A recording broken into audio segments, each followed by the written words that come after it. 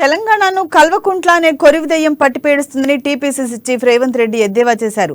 తెలంగాణ వస్తే నీళ్లు, నిధులు, నియామకాలు వస్తాయని నమ్మించి నిరుద్యోగులను, అమరవీరులను కేసీఆర్ మోసం చేశారని మండిపడ్డారు. ఆదిలాబాద్ నిరుద్యోగ నిరసన ర్యాలీ వేదికగా రాష్ట్ర ప్రభుత్వ వైఫల్యాలను ఆయన ఎండగట్టారు.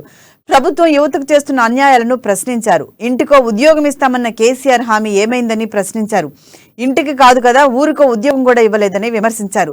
తెలంగాణ తొలి అసెంబ్లీ సమావేశాల్లో 1,07,000 ఉద్యోగాలు ఖాళీగా ఉన్నాయని చెప్పారని, ఇప్పుడు ఆ సంఖ్య 2 లక్షలకు చేరిందన్నారు. కేవలం కేసీఆర్ కుటుంబీకులకు మాత్రమే ఉద్యోగాలు ఇచ్చారే తప్ప యువతకు ఇవ్వలేదని తెలిపారు. ప్రత్యేక రాష్ట్రం వచ్చాక కేవలం కేసీఆర్ కుటుంబమే బాగుపడిందని మండిపడ్డారు. అంటే 9 ఏళ్ల చంద్రశేఖరరావు పాలనలో ఉద్యోగాలు, నియామకాలు జరగలే.